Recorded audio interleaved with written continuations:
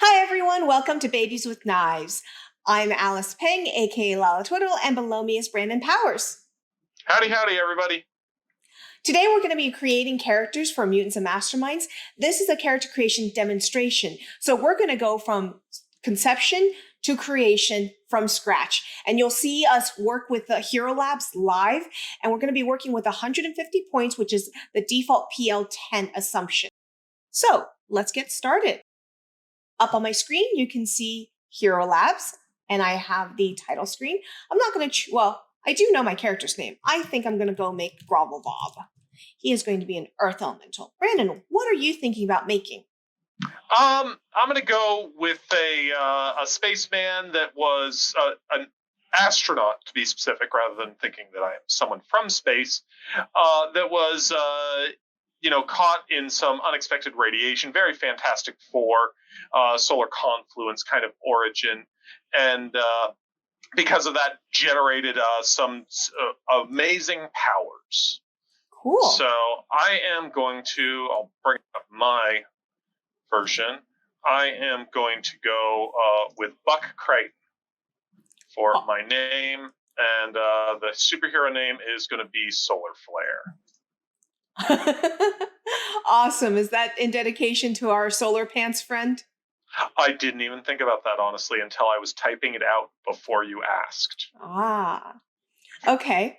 Well, so for Grovel Bob, I'm actually making a character that I played very briefly for another game, and it's a very different setting. But I wanted to play him into make him into a superhero, and the idea is that he is an Earthman, kind of like the Thing, because he pounds hard and he's all brick and gravel, but he is made of rocks put together.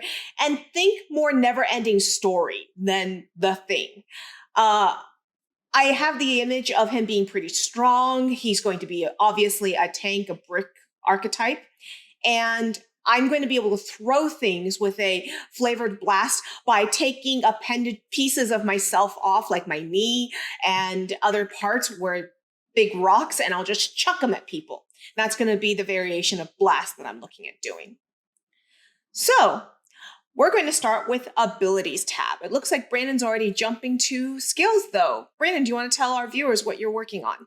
Sure. Abilities aren't going to be the most important thing for me, so I threw in some stamina and some int. He's an astronaut at one point, and so he was obviously smart, but I'm not really sold on whether he's strong, fast, a good fighter naturally in that regard, has a lot of awareness or great presence. So I was like, my points aren't really going here. I'm going to see how things go as I work them.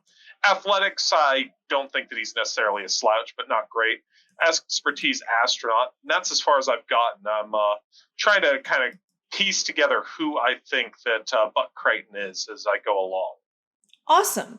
Well, in my case, since I am playing a tank, a brick type, I do need to be a little bit more invested in my ability scores. So I'm going with a 10 strength, and yes, that's really high on benchmarks, a 2 agility, a 10 fighting, awareness of nothing, stamina of 6, dex of nothing, int of 2, int of 0, and presence of 2. That's where I'm going to start with, and that is going to spend 60 of my points. So I'm going over to skills now. What are you going into, Brandon? I'll jump back to skills. I ended up 4 athletics, 4 expertise astronaut, which ends up at a +8 because I'm intelligent. 4 tech, 4 treatment, and 8 vehicles. All those end up at a total of +8. Awesome. Currently, I'm working on buying some skills, and I think that at the moment I have 6 points in athletics, and I'm going to put 8 points into persuasion because I think that he kind of is a talkative, friendly fellow. And I'm going to buy a little bit of close combat. I'm going to buy, let's buy 4 points into close combat, putting me at a 14. So I bought 3 skills right now: athletics, close combat, and persuasion. And now I'm going to move over to advantages. Brandon, are you working on advantages right now? Yeah, I'm working in advantages. Benefit wealth of 1. Not really that wealthy, but he's decently well off, having been in an astronaut program and getting superpowers from that. Connected in context, I figured during his career, he's got a lot of people to pull from. And so I'm going to have to go back into my skills and either adjust some of those or take a defined skill, a specialty skill, basically through my powers by limiting it to make it work well with connected and contacts type things. Awesome. Well, for me, I realized that I'm probably going to be going back into skills and buying some intimidation because I think dazing with my intimidation seems very in character for the image of Grovelob that I would be playing if I get to play this character. So, as for other things, I was looking at fast grab that I can basically just swarm my rocks all over you and grab you and hold on tight.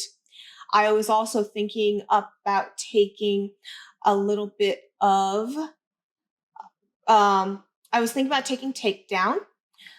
I'm wondering if I should worry about teamwork or not. I can kind of see the character being very good at teamwork with you, but I can also see that not being a thing. I'm definitely taking prone fighting because I don't think me being on the ground is going to be, a drawback for me the way that things are going with the design of the character. And once again, being more the rock elementals out of Neverending Story or some D&D games like DDO versus the thing where I am literally a piecemealed piece. So I'm going to go back to intimidation and add some intimidation because I want to be able to daze with it. As to from when I played with this character, I don't think that he's quite willing to be a team player. His capability of dedicating to that and being especially good with it weren't necessarily there. And he'll try his best to help, but I don't think he's a specialist in that regard from what I saw. Okay. And I was thinking about using that, but I think that's very true. I think you're very right about that. So I think those are the advantages I'm going to start with at the moment. If I think of anything, I can always come back. That's the nature of making a character completely on the spur of the moment. We just were like, what characters are we going to make? And I said, well, I played Grovelob for about 2 hours and I liked the image that I had. So let me see what he would look like in Mutants Masterminds. And let's see. So now I'm going to go into powers. What about you, Brandon? Where are you at the moment? I'm working on powers. I'm working on a multiple effects, calling it Body of Fire. And basically, it is very much a flame on kind of moment, which I didn't even think, I'll tell you honestly, of Johnny Storm until we were already going.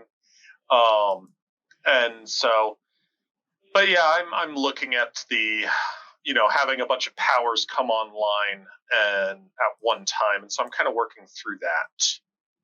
Awesome. Well, I'm going to start with buying an array. And the array is going to be called Earth Powers for me, or Earthen Strength. I'll call it Earthen Strength at the moment. And so for Earthen Strength, so some of the abilities I'm looking at taking is one, I've already mentioned that I'm going to take a blast. And this blast is going to be me grabbing rocks off myself and throwing it at people or things. And it's going to be kind of a strong one because I am a bit of a strong character. So I'm going to take blast and I am going to take this up to, I think I'm going to take this up to 9 or 8. I don't want to be the full 10. Well, maybe I'll take it to 10 because he is pretty strong. And this is going to be strength-based, as I mentioned. And so because it's strength-based, I actually need to mess with that a little bit, I think. Yeah, on that strength of 10, just realize that that's going to be end you up at a balanced character on that plus 10 to hit, plus 10 to damage if you max things out. So that's very true. So I'm going to do that. I'm going to bring it up to strength-based. And I think that for that power, is there anything else I want it to do? So let's look at the advantages and disadvantages that I can take, or add extras or flaws that I can take. I definitely think that this would be something that is effective at smashing other things. So I'm going to take smashing. I'm going to take tripping because I can see myself using it to trip people. I'm not going to use it to grab. And I think that whether it's this version or another one, I can see myself kind of taking off a couple rocks and doing a little bit of an AoE, but I don't think I'm going to build it for this one. I think this one's going to be my single target, and then I'll build an AoE one that can do a small AoE where I'm just pummeling them and then it breaks into smaller rocks and such like that. In fact, I think that that's a great image for me to create some sort of breathing issue with for them. So some sort of affliction that I can do with it. And once again, it's, the way that images can go. So I am not seeing any negatives, any flaws that I really want to take for this power right now. Yeah, I don't think any of that. So I'm good. And I just realized, well, so because I have a 10 strength, I can leave this at 1 and still have my thing, right? I believe. What do you mean? Because I have a 10 strength and I took it as strength based, if I actually take my blast as a 10, I am way over capped. It won't even let me. A blast won't use your strength, right? This is allowing me to take a strength-based blast. If you choose, okay. A damage effect can be strength-based, something like a melee weapon, allowing your strength damage to add to it. You add your strength and damage ranks together when determining the ranks of the attack. And so because I already have 10 strength and we're a PL 10, well, leaving it at 1 means that I'm essentially already over cap. So I'm going to leave it at 1, which means I'm over cap, but it'll automatically adjust me down to my cap. So I'm going to leave that and be good with that. And that makes it very, very cheap, actually. Because that's very, very cheap. So I'm going to add another power here inside my array. And what that one's going to be is going to be an affliction, because I mentioned how I can cause some breathing troubles and some the eyes can water. I can make them not see because I can throw my rocks and have them break apart and such like that, creating dust in the air. So I'm going to call this throne.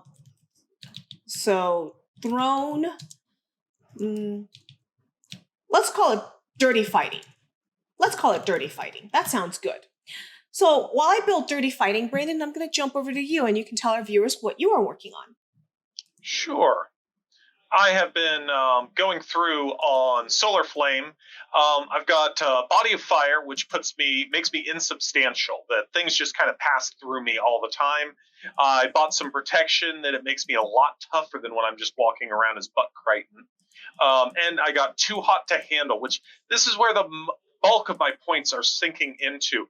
I am simply on fire, and so if you come up and touch me, that's going to hurt. It's always on. So Johnny, sometimes they'll have him carry people. That's going to be really hard for me to do anything like that because I do have something. I bought it all the way up at 12. I might bring that down. I was just kind of throwing points at it and wanting it to be pretty effective. Then I'm working on an array, which is a way that you can buy multiple powers. It's called Great Balls of Fire. First of all, there's Fireball, which is just an explosion of fire. Now I'm working on Flamethrower, where I take a bunch of mini fireballs and I'm just going to chuck them with both hands. And so I am grabbing multi-attack for that one. And fantastic. What else are you taking other than multi-attack for that? That I think is it for that one. That gives me 2 different styles of attack. One is just chucking a whole lot of fire, and another one is chucking a huge thing of fire. So Great Balls of Fire, Flamethrower, and Fireball. This damage I was looking at earlier. I also... Wow, I'm down to 16 points. Some of this might need to get pulled back. So Too Hot to Handle is definitely coming down, which, as soon as I really looked at that, I was like, wait, that's kind of a lot. 32 points. That's so much better. So I am just coming through here and I'm looking. Flight sounds like a fun power. Fireflight.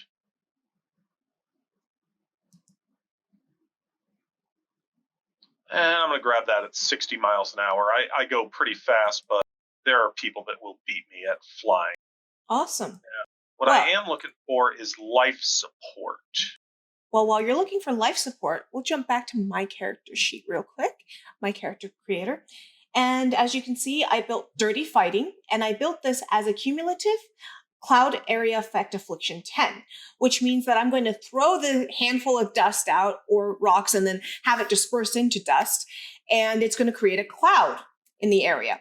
And that cloud, as people keep breathing it in, or as they keep getting in their eyes, or if it's a machine robot, it gets into the servos, and as it continues to get into it, it's going to become cumulative and keep growing, because it's only going to get more and more in your system, and you're going to be coughing more, or your servos are going to, and chinks of armor are going to get clogged up more. And so I put it at cumulative. I didn't bother buying a second effect, a second condition. So my first degree is going to be impaired, second degree is going to be disabled, third degree is incapacitated, and fourth degree is going to be and resisted by, not fourth degree. It's going to be it's going to be resisted by fortitude. Once again, it's how tough you can be on that. And I took it as an area 1 because I don't need it to be a huge cloud. So that's my Dirty Fighting. After Dirty Fighting, and I've taken now the thing to where I take my elbow out and I throw it at them, and then I have to, have a weird arm for a while or a weird leg. I've done my cumulative cloud. I also think that I should go and look at some of the Earth powers. So let's scroll down to Alice, the Earth. Yes, Brandon? Maybe I missed it, but Grovel Bob could literally fall apart. Do you have Insubstantial yet? No, that's actually something I'm going to be buying, because I very much kept in mind that I can fall apart, because that was a really fun thing that I decided to do with them. So I am going to go to Insubstantial, but after that, I will go to Earth. But yes, thank you for reminding me, because I definitely wanted Insubstantial. So, Insubstantial. There you go. And I think that's just level 1 for you, is that it's as if you were liquid, that, Yeah, because it becomes fluid, and because I did become that pile. So I'll do that. Awesome. I'm happy with that. And pile o' rocks is what I'm going to call myself. Pile o' rocks. Okay? So I've got my pile of rocks. What about you, Brandon? I'll jump back to you for a second so people can see what you're doing. My points are disappearing faster than I can figure out. So I don't know, maybe that too hot to handle is going to be coming down some. Maybe it's going to be getting off. I might have to unbind things from Insubstantial, which is more... I'm not necessarily, I think that he can go completely insubstantial, but I don't know if that's the constant defense. And that's by all means jacking the cost of that up. And my Great Balls of Fire, I have forgotten to buy the fact that it affects the physical world, unlike my Too Hot to Handle. Mm-hmm.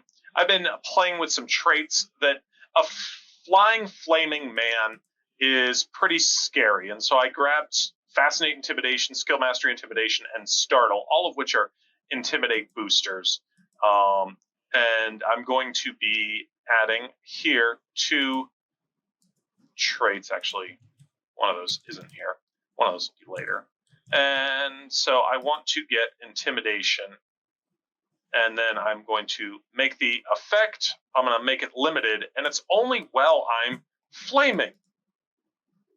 So I can't just be, normal Buck Crichton, the nice astronaut that people know, and really be that scary.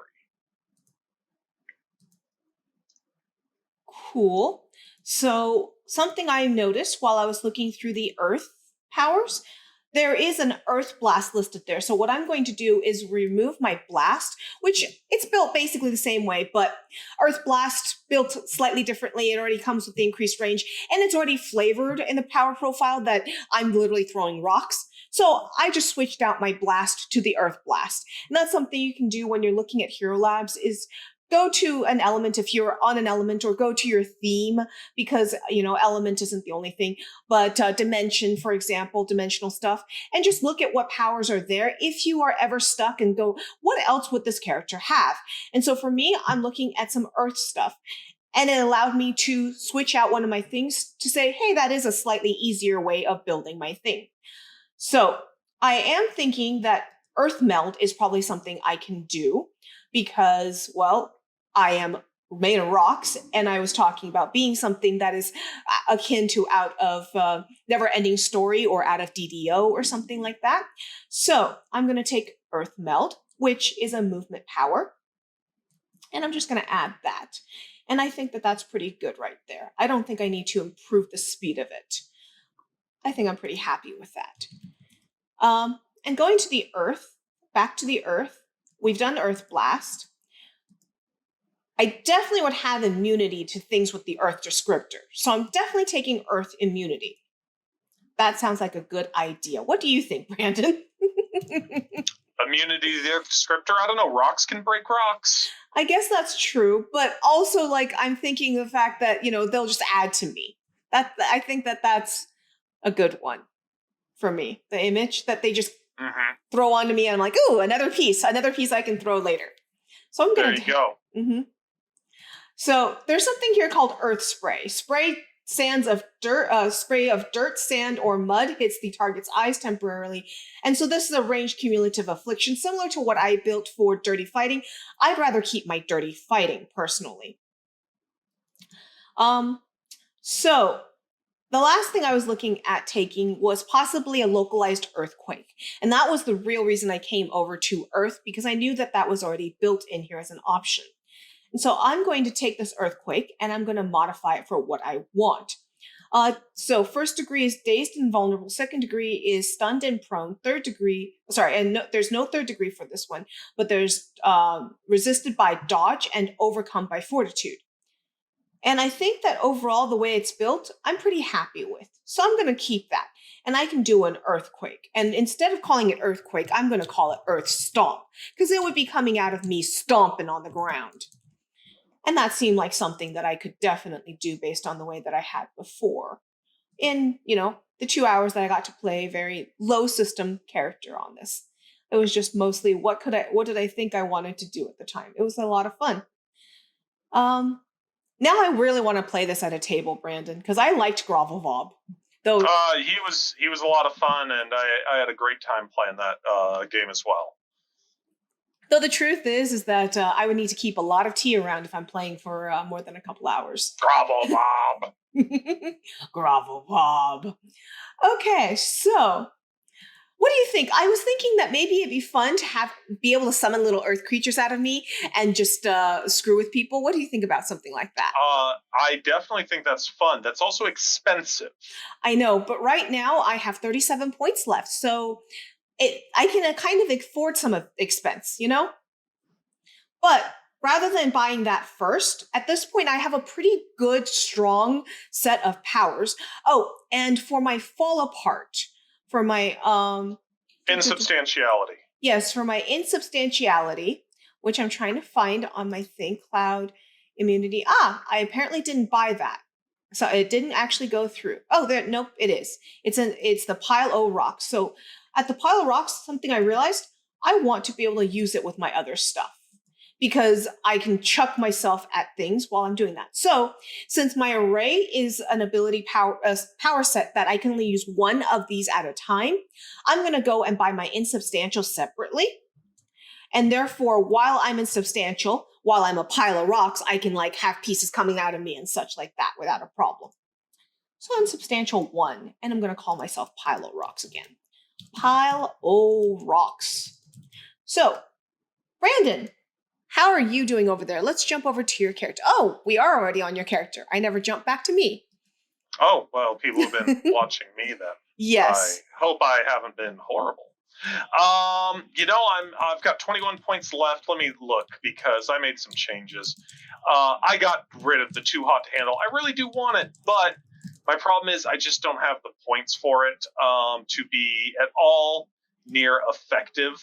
Mm-hmm. And so I'm just decided to get rid of that. And so I'm more going to be, somebody who's controlling fire, has it kind of rolling off them, but not fully encased in it at that point. So I've got a plus 16 with my intimidation while I'm in that form, because you know what? I'm freaking on fire at parts of me, and it's just rolling off and generally scary. I have life support. I do see this person, even though I'm on fire, that it is the solar flare.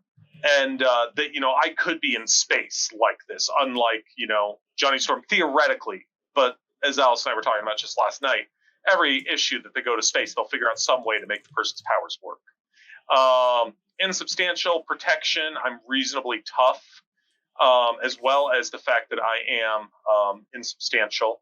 The Great Balls of Fire, I need to come in here, and we're going to burn up some of our points. And that's actually near the top. Effects effects corporeal. There we go. Okay. So while you're working on that, I will this time remember to jump back to myself. So I am going to go and make those summoned little earth creatures. I'm going to call them rock babies. And one of my negatives, one of the flaws I'm taking is activation, because the way I imagine it is that I'm going to literally have to take pieces off myself and I'm going to build little rock babies. And so that's my activation, is I'm going to literally build them. Like Legos, like animated Legos. So that is that, and I'm going to add this, and look at that. I have 32 points right now. So with 32 points, I'm going to go back to my abilities and look at it. So I had a lot of strength-based powers, and I was really not benefiting from the power swing on that, on the Earth Blast and damage. So I'm thinking about going back down to a strength 9, so that 9 plus 1 on the strength works on that. I am thinking that I should be a little more aware. So I'm going to up my awareness to a 4. And, I think that 2 agi is pretty good. I'm going to up my presence to a 4, and I'm going to go double check how that affects my skills. Yeah, I think that having I'm going to have my intimidation at a 10 and a persuasion at 8. So that's 14 and 12 in relation. So at this point, I have 22 points. By the way, how many points do you have right now, Brandon? Let's go check. I'm at 13. Oh, I have more points than you left. I ran out of points early, and I keep cutting to get some points back, Mm-hmm. And so something that that people may be wondering, because I know someone asked this recently, the difference between dexterity and agility in this game. And so dexterity is what I'm going to use to throw ranged attacks. And agility would be for dodge and such like that. And that's something I just realized. I need some dexterity, because I am mentioning that I am going to be throwing stuff, and I'm going to need to roll an attack rolls. So I'm going to pop that up on the dex. And that leaves me at 10 points left, and I have a decent throw at that point. I have close combat, and I'm going to add some ranged combat for myself. And for ranged combat, I'm going to set attacks, and I'm going to set blast on that. Okay. So my earth blast is going to be at a 10. Let's put it up to 12. I think I feel pretty confident in my capabilities at that point. So I was looking at it. I don't actually need to buy the effects corporeal, because I'm not all the way to level 3, which would put me incorporeal. So I'm looking at the fact that my dodge is worse if I'm just human than my parry, but neither are spectacular. Mm-hmm. But then if I go incorporeal, or if I go insubstantial, my fire form, then the dodge kicks up a lot, as I can move a lot faster. My parry goes up as well, but not significantly. And so I definitely don't want to be locked into melee combat with people. I've got a respectable fort and will. Neither one is PL maxed. My dodge toughness is going to be PL maxed. I bought a presence and an agility just to have some points there. And I'm floating 4 points around and just seeing where they look good at the moment. Okay. And I'm going to add another array, and this array is going to be called Rock Tough. So I'm going to do another array, and I'm going to add this as Rock Tough. And to be honest, thinking about Rock Tough, I think that I might end up putting my pile of rocks inside my Rock Tough. We'll see in just a moment. But the first thing I want to do in Rock Tough is buy myself a little bit of toughness. So I'm going to buy myself... What's your stamina? Let me double check that. My stamina is currently a 6. So I've got a little room to play. Oh, yeah, you've got a lot of room to play. Yes. So I'm going to go and where is my rock tough? It didn't add because of that. So there is my array, and it's called rock tough. And I can see that the rock tough being in the same array as pile of rocks. So I'll probably move that. But let's go to protection. And in protection, let's scroll down. Here is my protection. And I am going to give myself rock hard skin. Sure, hard skin. And that could be your name, Rock Hard Skin. Oh my gosh, no. I don't think so. So I'm going to give myself 6 toughness out of this power. And then I'm going to move my pile of rocks. So my pile of rocks was insubstantial. So going to insubstantial. And as was mentioned, I'm only needing 1 rank of that. And so I will add that here. And let's delete the pile of rocks from here. So I have 4 points left at that point. The other thing that I was looking at for putting in rock tough, oh gosh, I just forgot. Well, Brandon, why don't we go back to you? Oh, we're looking at your screen. Maybe I should let them see my screen once in a while. There we go. That's what my powers look like right now. So I have 4 points right now. What about you? I'm out. Oh, you're out. Wow. Okay. Well, I was looking at, I forgot what I was looking at. So let me go back to skills and advantages and take a look. I did move myself to takedown 2. For people who are interested in knowing what takedown does, it lets me, if I knock out a minion, I get to immediately go after another minion. At takedown 1, it means that the minions have to be next to each other. At takedown 2, I get to knock them around wherever I want if they're within range of me. So I get to keep knocking out minions until I'm done. Now, are you specialized in that rock throw of yours, or are you more looking to go punchy with somebody? I'm looking more to go for punchy with somebody, but I want to be pretty good at the throwy. And so the throwy is a 12, and the close combat is currently a 14. Let me move the close combat up to. You're pretty inaccurate, huh? Yeah. Well, I didn't think Grovel Bob's the most accurate thrower or fighter in the way that I remembered him. You know, he hits hard, but he's not going to be so accurate. So because I did take that fast grab, and I was talking about the fact that I wanted to be able to, grab people, put them in a hold and such like that, I was also thinking that maybe I should take some sort of power of entangle. So for the entangle, I would be taking that in I'm tempted to take that in rock tough because that's where my pile of rocks and hard skins and such. And so it seems more in flavor, which does mean that if I'm going to entangle somebody, I won't be able to be extra tough that round. And that's kind of an interesting give and take. So I think I'm going to leave it in earth and strength just because I don't want to completely screw myself if I am going to be the brick. Yeah, if you're going to be the brick, did you grab all-out attack in your advantages? Because that can definitely pump up that accuracy. I forgot about that. Thank you. I'm going to go do that first before I even try and tangle. So for Solar Flare, what I have got going on here, I ended up with a 1 strength, 1 agility, 1 dex. He's not great in any of them, but it is, he's above average. He's a trained astronaut, and so has done physical conditioning. Stamina of 4, even without manifesting his powers, he's gotten really tough. Into 4, he's very smart. Presence of 1, he's that all-American boy. He's got, a good smile and all, but nothing amazing. He doesn't have teen idols following him around. Awareness and fighting are both 0. Wasn't really a fighter before all this happened. Skills, the 4 athletics, 5 expertise astronaut, 4 perception, 9 in ranged combat for a total of +10 with his flamethrower, 4 tech, 4 treatment, and 8 vehicles. Cool. Advantages, he's just got that benefit of wealth, and then It's bought through powers, but it really doesn't have anything to do with his supernatural capabilities. He's got contacts and well-informed, and that's just that investigation. And let me flip over to powers here. In the know is what I called it.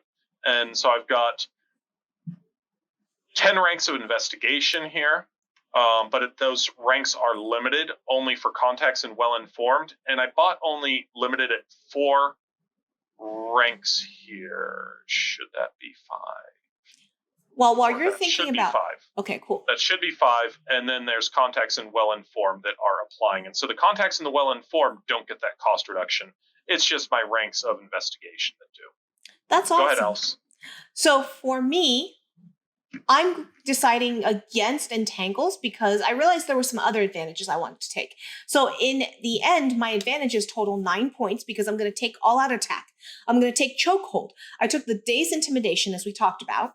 I'm going to take fast grab, interpose, power attack, prone fighting, and I wanted the takedown too. So at that point, that's all 150 points of me, and I think that I'm a decent brick, which I don't get to play bricks very often in truth. I don't play tanks all that often in superhero games because it's a common archetype, and therefore I usually end up playing one of my other archetypes. And Brandon's face is all funny. I'm not even going to talk about LL because that's a different situation, okay? I got to play her for a very long time. It's a very different situation. So, that is Grovelvob, and what was your character's name? It's not Grovelvob yet. You have to get your complications in. I've got mine in. That's true. I forgot about my complications. Let's talk about your complications while we work on mine real quick. Sure. Well, I'm going to finish going through. So he's got that context and the well-informed, and then the Fascinate, Skill Mastery, and Startle are all through his fire powers, and those are power-based. Body of Fire, he's got the enhanced trait of plus 16 to his intimidation. Limited only while Body of Fire, so he can't just use it. And that one I think is kind of a noteworthy thing because you can't just go around being scary in regular life versus Great Balls of Fire. I'm not going to put that same limitation on because if I'm chucking fireballs, there's obvious already manifestations of power.